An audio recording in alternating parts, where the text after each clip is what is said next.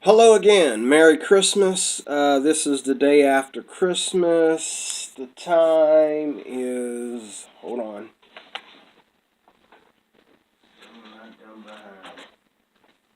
Don't have my watch on. Time is 3:25 here in Pittsburgh p.m. The day after Christmas 2017.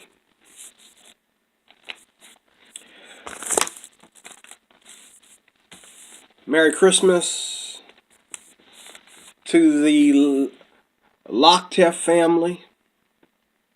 God bless you. I love you. I know you mean well um, in your quest for separation and segregation as a way of dealing with black hostility and hostility of Mexicans and Arabs and other brown-skinned people. I understand from listening to your show that this is mainly you coming up into this now, or over the last few years or whatever, coming into this now. You are coming into this because, of course, there is a lot of democratic, leftist, pagan hostility.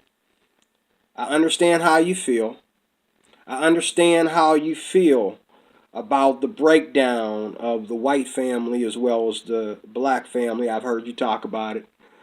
And you know how people are raising their kids and raising their kids to be thugs and not raising their kids to be anything. And I understand how you feel, Miss Lana Lockteff.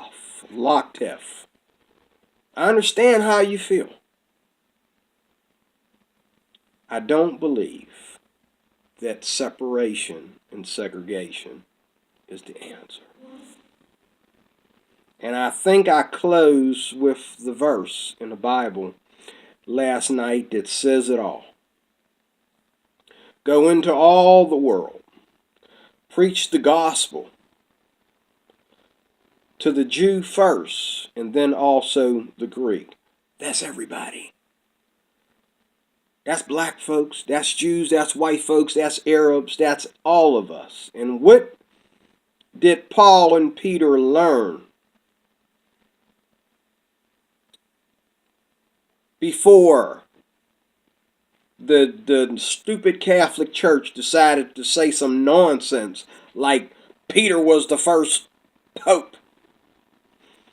What did Peter learn that the Catholics ain't talking about?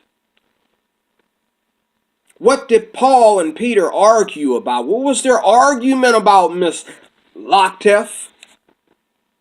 The argument was about you don't call any man common or unclean. And I might not have a high IQ, Miss Lockteff. But I guess the prostitute, the white lady, and the lovely white lady, stopped me on the street just a few minutes, just a couple hours ago. Lovely white lady. Yeah, I want some action, but not that kind of action. Here's a woman who has a drug problem. You can't tell from looking at her. She was very honest about it, or you'd have been fooled.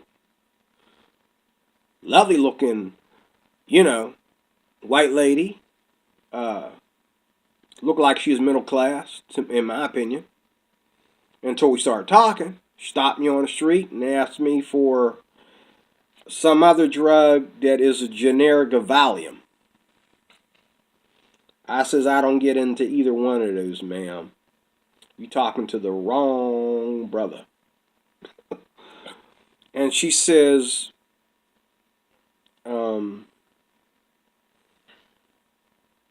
you seem like a nice guy. Where do you live? And I says, oh, I live not too far from here. And she says, Well, is there something I can do for you? Something we can do so that I can get $25. I really need the money. Now, I take it as a compliment that I carry myself in such a way that this woman thought I had $25 to give away, which I do. What kind of idiot doesn't have at least $25 on him when he doesn't get paid till this Friday? Okay? But yeah, I got $25. I'm not going to give it. I'm not going to give it to practice fornication, and neither am I going to give it to feed somebody's drug habit. And this woman walked right out of this nice apartment.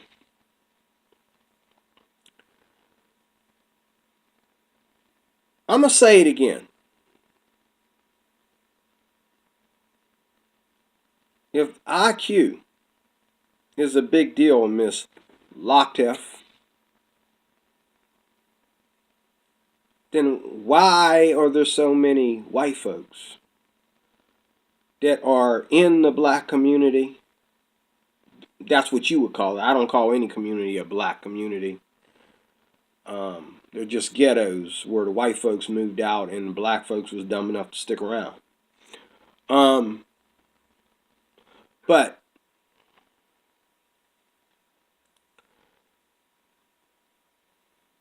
if IQ is so important and IQ is so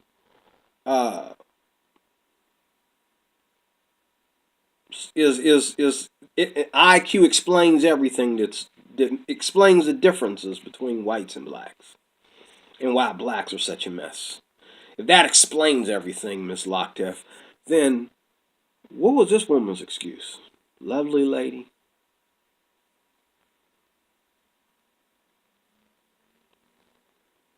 And I told her, I says, you seem like a nice lady. I advise you to latch on to Jesus and get to know the Lord. But I guess she's one of thousands, maybe even millions of white folks that I've met that don't have high IQ. And if I'm meeting thousands,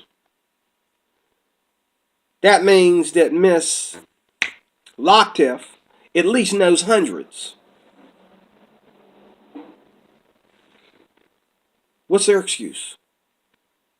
Why do they need to be a prostitute? Why can't they, And I'm finding out that some of the smartest white people I ever want to meet are the dumbest spiritually, as well as a lot of the nicest black folks I want to ever meet. The dumb spiritually. My Bible says, and I said it earlier, what can a man exchange for a soul?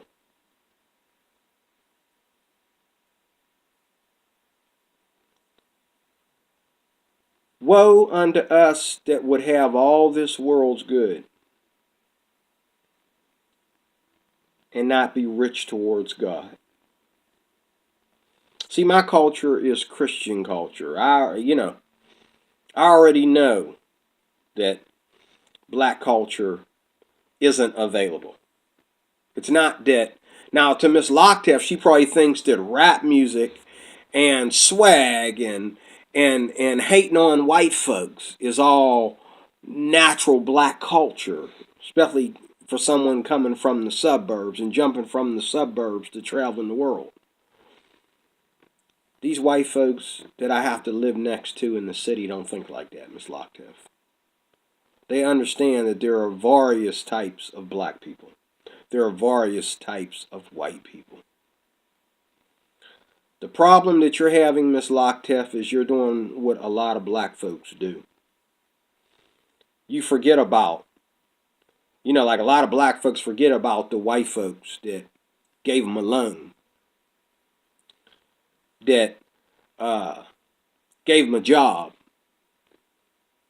that went to their mama's funeral, okay? That used to bring food and gifts for the children and that to their house on Christmas. They forget about them white folks.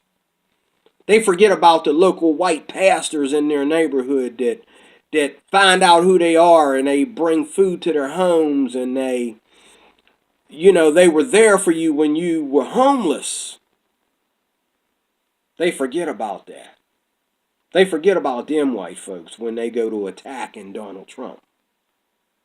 And a lot of them same white folks, and I know you and me agree on this, Miss Lockteff, a lot of them same white folks that are giving away food and opening up homeless shelters for all these people that they know should have known better. You put this on yourself. But as Christians, they still shelter these people. They still feed these people. And what do these people do? White people get on our nerves. It's all about white supremacy, and that explains everything. But yet, where are the black people that came and took you in when you was homeless?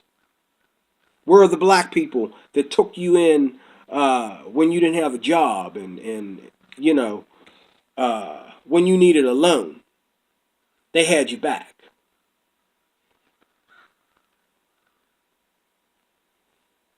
Even the white cops. You already are in the system. Your mugshot shows up on the computer when they type in your real name. Your face shows up. And the cop said, I'm going to give you a warning. And what did you do? You didn't appreciate it. You went by and you said, I hate white cops. I hate cops. Wait a minute. He didn't have to give you a warning. He could have shot your behind. He'd have been wrong for doing it, but hey. You didn't get to be Michael Brown or Trayvon Martin. So, what are you crying about?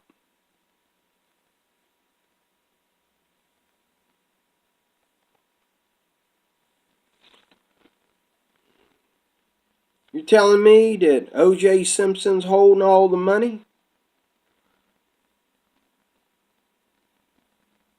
And not only was he holding all the money, but he was screwing and even married to a very darn good-looking white mama. I still think Nicole Brown, I think that was her name, Nicole Brown Simpson. I think she's one of the most beautifulest blondes I've ever seen.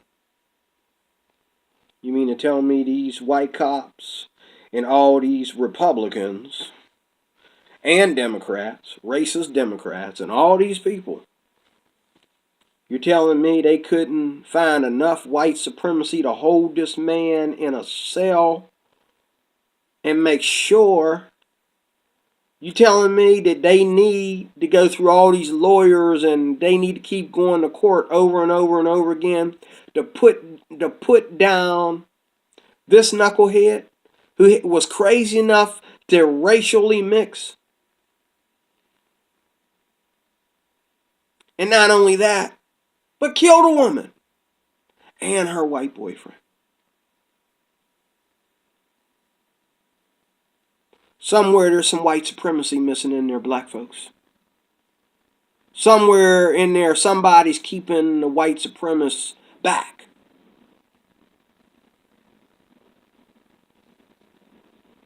And then you got a man like this. Everybody know what he did. He's popular for doing it. He's in prison with these white folks. A lot of them are in prison for racial crimes. They got nothing to lose. They're on death row. They ain't got nothing to lose if they kill the brother. But obviously it doesn't always happen that way. And I've said before, this country's ran on money.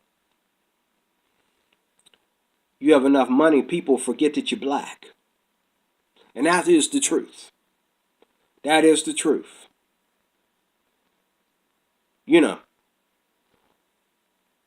you make enough money to live in Hollywood. You make enough money to live in, we got places up here, right here in Pennsylvania. You got enough money to live in Stevens, PA? Huh? You got enough money to live in Allentown, in the wealthiest part of Allentown? You got enough money to live in Fox Chapel, Bethel Park, Murraysville, Holiday Park?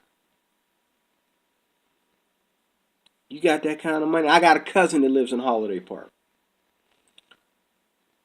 They don't treat him like he's, oh my God, he's black. He's a college professor. And he owns a auto business. Okay? He gave his white neighbors up there some good deals on the cars because he had to get them off his lawn before he ended up with a big fine.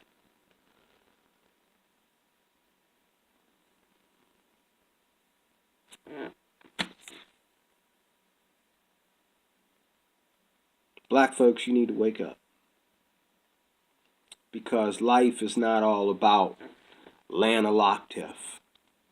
And this might be the last video I make. I'm not going to lose any sleep over Lana Locktiff. Matter of fact, I don't think it's going to work. Okay? Because even if Donald Trump is a racist, even if he was a racist,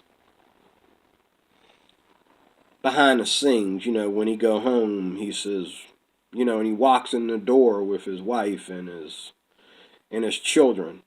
They're all white. And his wife is European, Russian, whatever she is, whatever country she comes from. But to white folks over here in America, people like Miss Locktiff, everybody that don't look like me or a Spanish person or an Arab person, everybody that's not brown skin is white.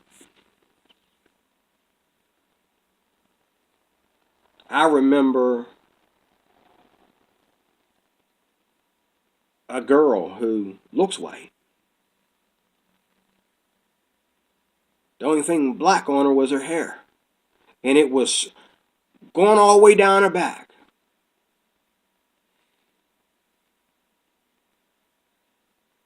And her husband was out, husband, fiance, whatever he was out smooching on the property, you know, like that scene in Jungle Fever with, what's his name? Wesley Snipes and that Italian actress. He was out there, him and his girlfriend, and he had his girlfriend up against the wall, and they was, you know what I'm saying, and cops came up and tried to call it a rape scene.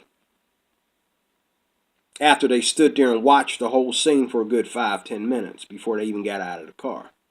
They seen that he wasn't worried about them being there because that's his wife.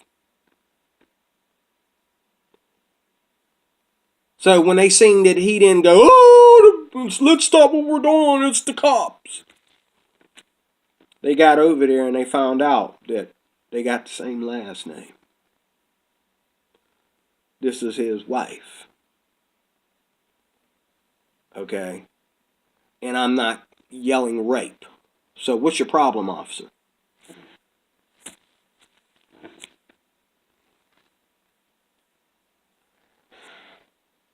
And then another reason why it's not going to work, Miss Locktiff, is because your little campaign that you're trying to run,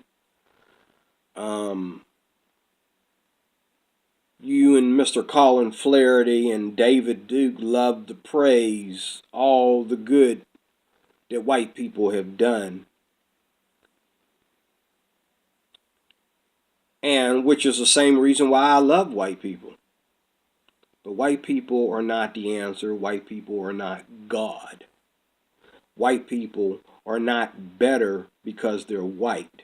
They're better because they haven't been through the things that other races have been through. They haven't been through the pagan cults, and they haven't been through the pagan brown skinned people,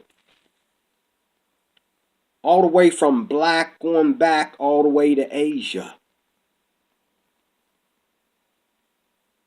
We were all at one time tribal. And of course, Miss Lana Lockteff agrees with that. Well, use your head a little bit, Miss Lockteff, and understand that is why we don't act like white people.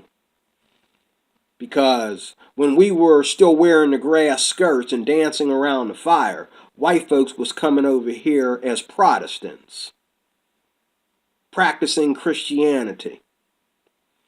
And it wasn't that the Africans didn't know anything about Christianity. They rebelled against Christians, and they killed Christians in their country and sided with other countries against Christians. That's why the blacks that come over here on slave ships are not going to tell me that the Jews took something, that these Jews are the fake Jews and they took something that belonged to them and they're calling it theirs. I don't believe that. Because when the Jews went through the Depression, when the Jews went through the Hitler nonsense, they went through some stuff that black folks didn't have to go through. And they did not forget who they were. They knew they were the chosen. They knew they were the people of Jerusalem, the holy city. Even though maybe many of them at that time weren't, they might have just been Jews. They might not have been Christian Jews. And there's a fine line, Miss Lockteff, between Jews and Christian Jews, between Arabs and Christian Arabs, between Spanish people that have come to know the Lord and Spanish people that are just wicked.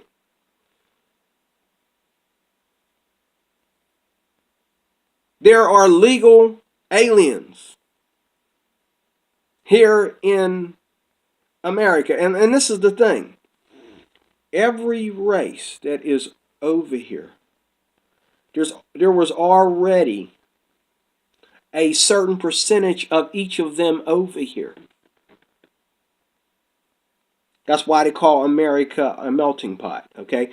There was so many of them already over here, Miss Lockteff, before the borders were ever busted open. And everybody just coming in on free. Before white folks ever thought about letting a black man in office. There was a whole lot of brown-skinned people over here that were legal. It's not Donald Trump that needs to be cross-examined and punished and needs to get rid of his whiteness. It's people like Miss Lockteff. I watched a show she was involved in yesterday. She thinks everybody is ugly that ain't white. If you listen to her talk. She went talking about us beautiful women. Whoa. Who's us beautiful women? Miss Lockteff, you are very beautiful. You're not prettier than that blonde prostitute that just tried to give me a BJ for $25 up the street. Matter of fact, she might even be a little bit cuter than you.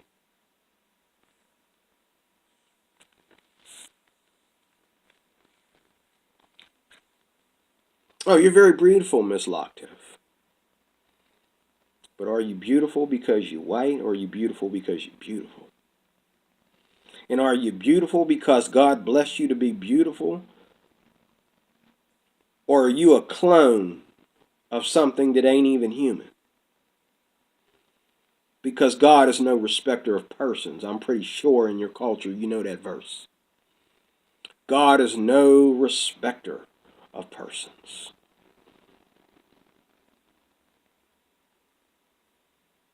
So why even bring up what other women look like compared to you, Miss Lockteff? Why even bring that up? Why even bring up somebody else's high IQ or low IQ compared to yours? I just saw an Asian lady a few minutes ago, an hour ago at the laundromat, say the word F, the F word, to her kid. Because her kid was making too much noise in the laundromat and whining and crying, and she couldn't keep him seated in the stroller. She didn't want to let him out of the stroller because he's going to run around. I heard her give him a bottle or something, and then she said the F word. Right in front of 3 kids. And she made sure she said it in American. That tells me 2 things.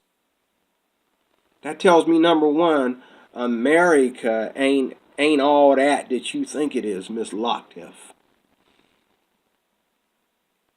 And it's worse in Europe. That's number one. And then number 2, I thought Asians had a higher IQ than white people. That's what you said out of your own mouth, Miss Lockteff.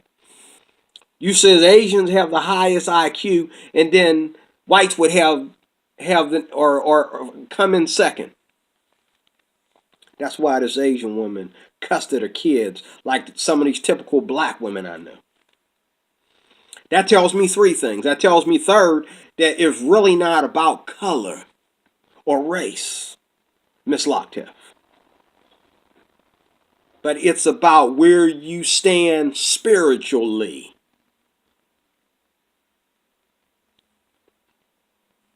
This is what I love so much about the gospel of Jesus Christ. Anyone that's watching, hear me good. This is what I love about the gospel of Jesus Christ. Because, you know what? Like a lot of secular black folks out here, and even some Christians that are in the church, that every time you think you're going through some kind of depression from white supremacy, oh my God, what you need to do is open up your Bible. There ain't no white folks in there. There's no white folks in the Bible. Now, we could argue and say that, well, these people over here, well, the Edomites were white. And what nobody white way back then? Who you fooling?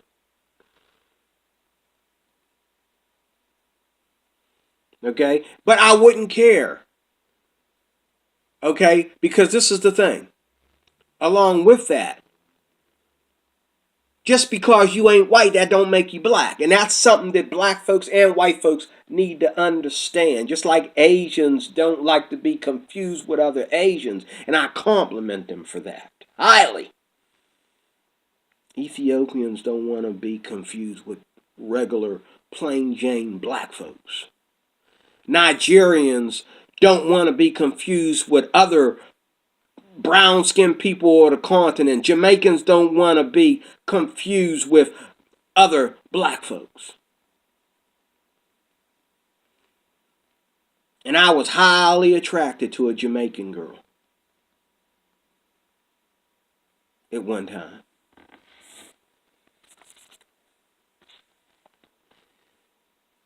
And she started off with a very, very, very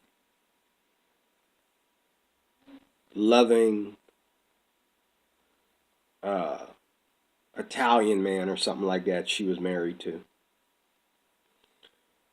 And that didn't work out. And she ended up on her own. She ended up moving to my neck of the woods, New Kensington, Pennsylvania, where she married a typical New Kensingtoner, a New Kensingter. a New Kentish person. Okay? She married a New Kensington, and he was good for a while, but he just started treating her horrid. Actually, I don't think she was married to him. I think she had a kid by him. I don't remember. But I know that when I left New Kensington, her and him were having, and she didn't want to be honest with me about it, but she loved to talk to me, you know. And I told my daughter, I said, that's one good looking black woman right there. My daughter said, you better not tell her that. I says, I know. I says, I know. Because she doesn't identify herself as black. Okay. And neither has she even tried to connect with black people until she had to live with them every day. But I never did meet the dude. I assumed that he was black because of the nonsense. I could be wrong. He could have been a white dude. I never met him. I'm assuming that he was black because her kids are brown like her. But he could have been white. She got one kid by this guy. He could have been white. He could have been something other than black. He could have been Spanish or whatever. But, even in the black population of America, there are various different cultures of blacks. First of all, number one, we have plenty of black folks that come from a Christian background. When they were taught Christianity, supposedly from the abolitionists, they did not get rid of their Christianity when they became free. They taught that Christianity to their offspring. When they put their families back together, they taught it to their mamas and dads and their cousins and aunts and uncles and all that good stuff. They taught them Christianity.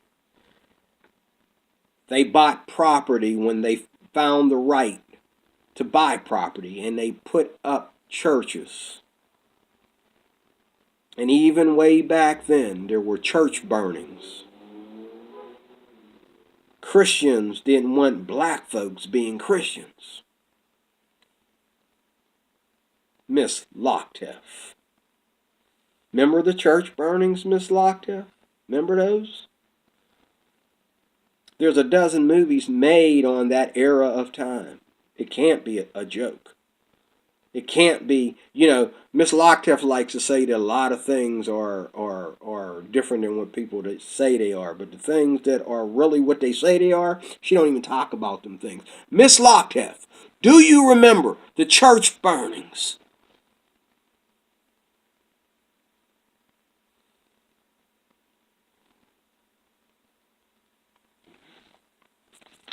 And do you remember, Mr. Colin Flaherty, the church burnings when the neighborhoods were mostly black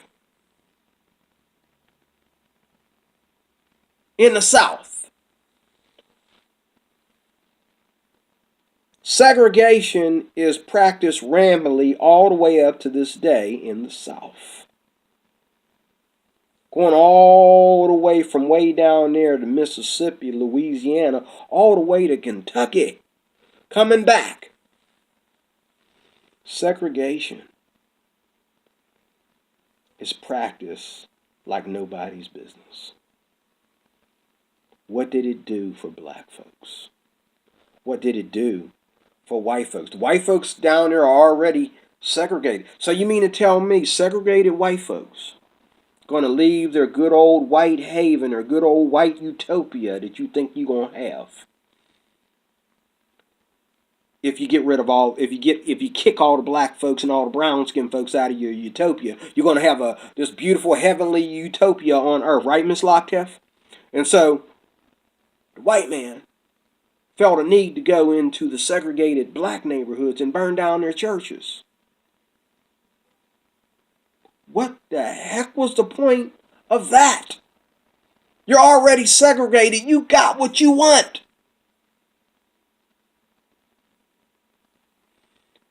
So, whether it's Democratic or Republican that understands that separation doesn't work. The only thing you're going to do with separation is become a bigger bully than what you already are. Separation is just like me being a little guy and somebody else being big and tall. Because he can reach things better than I can, see. And he can fight. He got more leg room to fight with, and his arms are longer than mine. So, he has no respect for me. Anything that I say that sounds too aggressive, or anything that I say that doesn't sound humble enough, if I don't bow to him in some kind of way or show him some respect that he doesn't deserve, it's going to turn physical. And that's what war is all about, Miss Lockteff. That's what war is all about. That's why Mrs. Random Yoko over in Japan is in love with Donald Trump. Because that's what war is all about. And she needs Donald Trump. She needs a good Republican to make sure they keep their promise to the Japanese. We could easily separate ourselves and say, that's your problem. What are you bothering us for? But thank God it's in the bill. It's in the Constitution. It's in some document in the White House that says we will protect Japan. And I think we need to keep diversity. I didn't say letting diversity take over, but I said we need to let diversity be diversity. But I agree with you in closing, Miss Lockteff, Mr. Colin, Flaherty, Mr. David Dukes. Let me say this. I believe, again, as I said yesterday, I'm going to close with the same thing. If the white race is so pure and so holy and so true, so non-pagan, and they're so non-racist, and you want to talk about how much you give, you're the only race. You know, yesterday you was talking about women, okay, women that believe in letting men be in charge, in which I think African women do it better than both you, Miss Lockteff, and black women in general. African women practice it better than American women in general. So do Arab women, except for that burqa hijab nonsense. But at the same time, if the white race is so perfect, and I do believe it's one of the better cultures, and I consider myself as an American being part of American culture, I consider myself to be part of white culture because whites were here first before the blacks got here. They dragged the blacks in here, so whites were here first. But when I came into this culture, when I grew up and culture became a concern of mine, I compared the violence and the riots and the nonsense that was going on in the black community, so to speak, to the good old Swedish people dressing more modestly, and the good old Europeans and the good old white folks here in the middle-class suburbs here in Pennsylvania, who taught me that we don't know what's going on in your black community, little D-Roy, But this is the way we raise our kids. This is the way they didn't have to pound it into me or separate themselves from me to teach me. No, you know how I learned how to be the person I am? By people loving me and forgiving me for whatever they think I might have done wrong, whatever they think my ancestors done wrong to them. Forgiving me and loving me and giving me a second chance. And I got a handful of white people in my life that have given me chance after chance after chance, that have loved me. I'm confused about Miss Lana Locktiff. I don't know her. I don't get the whole Red Ice Network. I don't get the we're beautiful, we're white, we just want to be white. Okay, well, I'm sure it would sound kind of dumb if I said I just want to be black. Which you already said out of your own mouth, that sounds kind of dumb. If a Spanish person say, well, we just want to be Spanish, the first thing you're going to say is, why are you trying to cross the border and why don't you stay over there? I'd say that too. You said that nonsense. But wait a minute, it's wrong for all these brown-skinned people to say, I just want to be black, I just want to be Asian, I just want to be Spanish, I just want to be Muslim, I just want to be, but it's okay for you to say, Miss Lockdown, oh, we just want to be white, you got a problem with white people just wanting to be white. No, I don't. Because white is only a color of skin. If the IQ meant anything, you wouldn't have any problems whatsoever. You would not have one single relative, not one single bit of your DNA share with anyone else that's having a problem. Especially with diversity, multiculturalism, religion, or any of it. But that IQ nonsense is an evil pit, Miss Locktiff. That's nothing but a bully, and that's all you are when you say stuff like that. Okay? T.D. Jakes said one time, and he never said the word IQ. He said, if a white man teach me how to build a church, I'll show him how to dance in it. That's one of the best speeches that T.D. Jakes ever gave. He admitted that there's more white folks building churches than there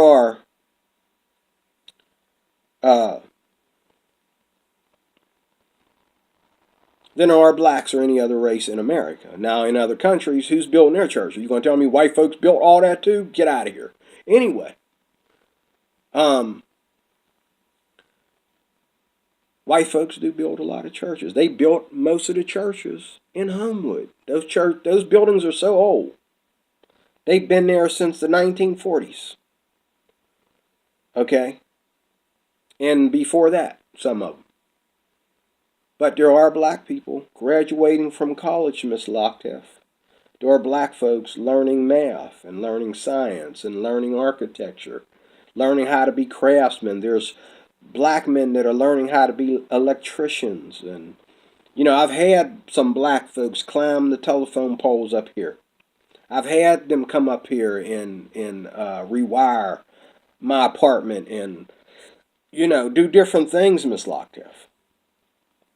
The numbers of whites are higher, yes, but that doesn't mean that brown-skinned people, non-Asian brown-skinned people, are not capable of doing the same thing if they want to. And that's what I was drilled into my head, Miss Locktiff. That's what was drilled into my head by not only white folks, but from black folks that tend to be successful, Miss Locktiff.